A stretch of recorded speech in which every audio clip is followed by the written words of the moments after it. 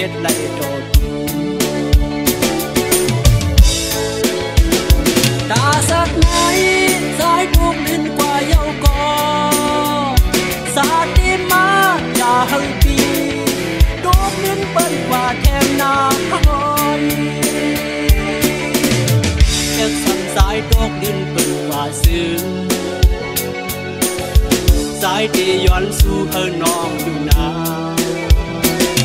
thằng su mò hấp cắn tôi su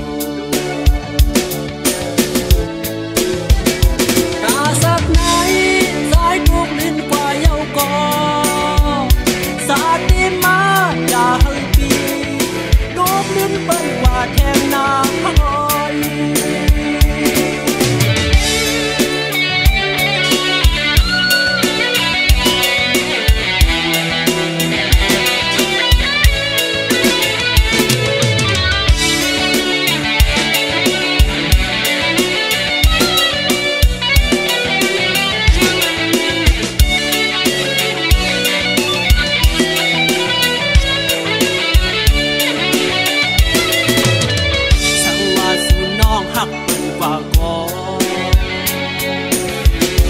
giờ vì đừng hắc nó đủ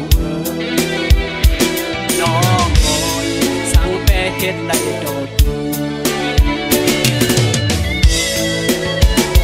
ta sát ngay giải đuốc lên qua dâu co xa tim má đã hơi pi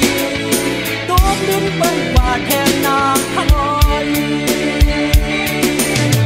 mẹ sẵn giải đuốc lên bên qua dư giải đi doan su hơn non dù